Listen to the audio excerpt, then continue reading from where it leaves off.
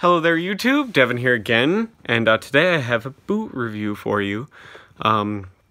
These are the German Army AirPower boots. Now, this was a requested video who wanted to see the desert version. Now, I don't own the desert version, but this model is exactly the same as the desert version, just replace the tan nylon with green nylon and the tan suede with black polishable leather.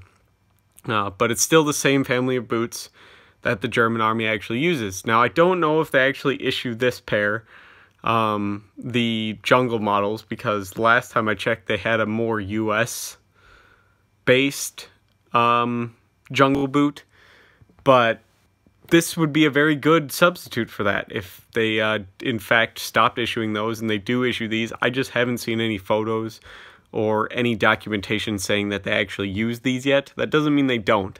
I just don't think the German Army operates in a jungle environment very often, so there's not many pictures, if any. But these are made by Haix. These are the Haix AirPower jungle boots.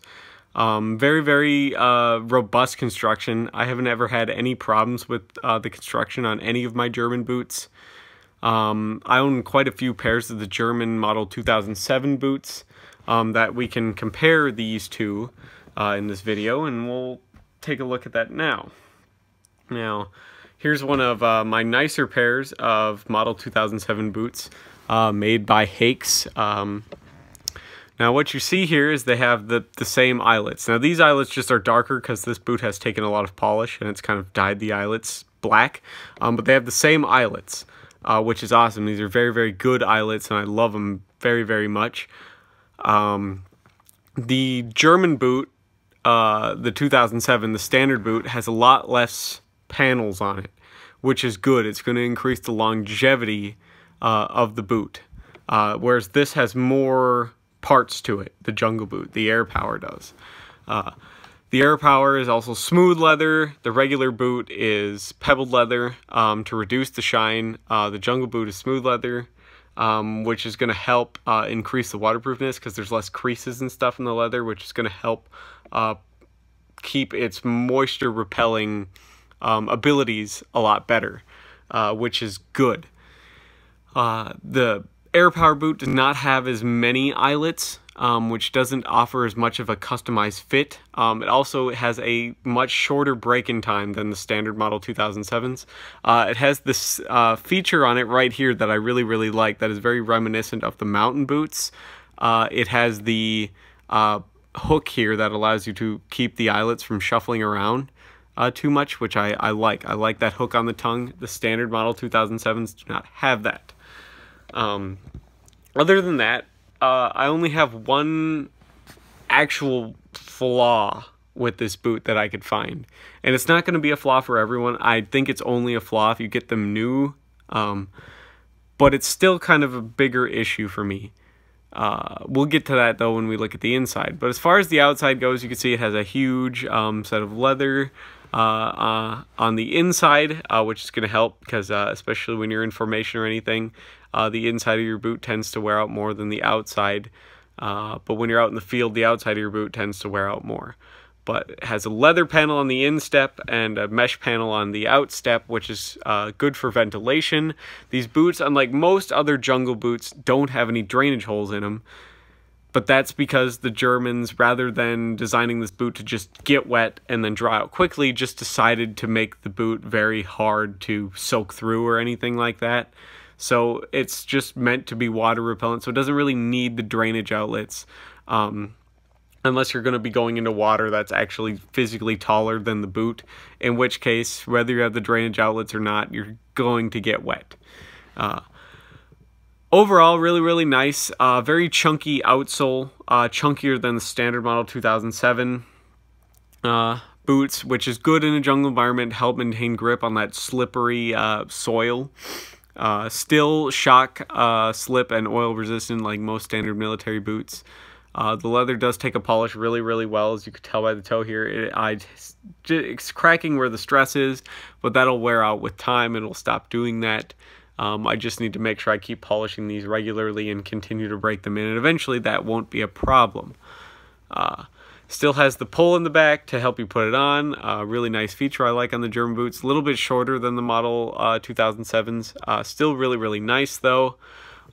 Padded, not padded as much as the model 2007s, but that's good because it's going to help with the breathability. Rather than leather on the inside, it is mesh, which is going to help with the moisture wicking and the breathability, because a jungle tends to be hotter than that. And leather on the inside of a boot just breaks down really, really, really fast when it's dealing with sweat and then all of the moisture in the environment as well. So this is a smart option as far as a lining goes. It does not have a removable insole like the standard German army boots do. It does have a kind of thinner, kind of rubberish foam, which is good because it gives you a little bit of cushion, as well as that antimicrobial properties, but it also is going to allow it to dry really quickly, being thinner and made out of the materials it is. Now here we're at the major flaw that I don't like of this boot, and that's in this gray patch right here.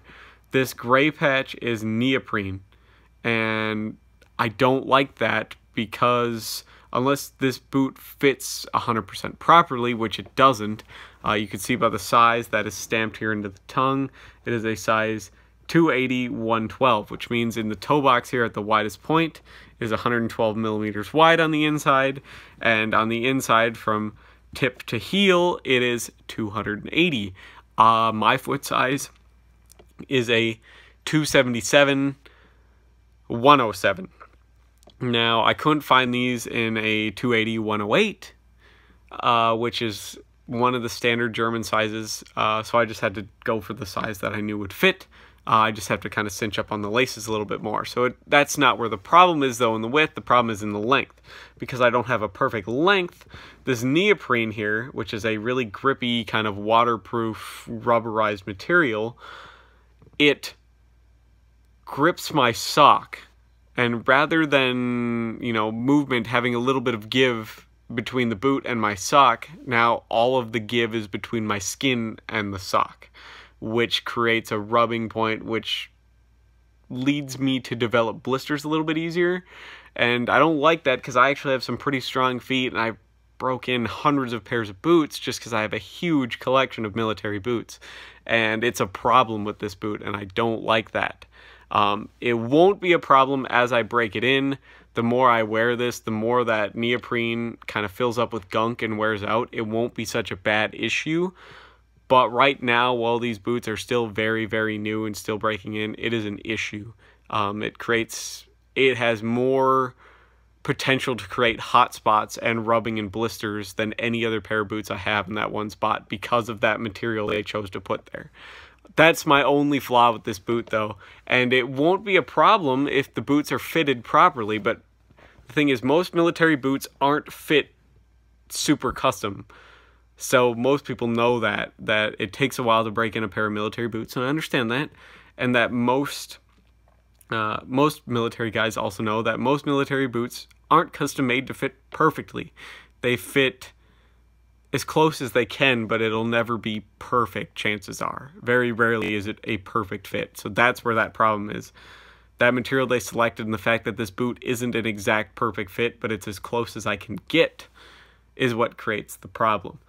But it won't, that's it though. Once I break it in, it won't be a problem. It'll be fine, and this will be an amazingly comfortable, awesome pair of boots that I really, really, really like. Because my only exposure to jungle boots before these were basically the US versions or derivatives thereof, and I really like this over those because it's better designed, shorter, offers more padding, more support, more everything. I just wish it had drainage ports and there wasn't that neoprene on the inside of the heel. Hopefully, I know this wasn't the exact model that was requested. The desert model, though, is essentially the same boot, just tan and with tan nylon and suede, though, and tan laces. But hopefully this is close enough and this fulfills all your questions that you wanted to know about this boot. If it hasn't, feel free to leave that question in the comments and I will do my best to answer it. Until then, thank you so much for watching. Hopefully you guys enjoyed this video, and I will see you in the next one. Bye.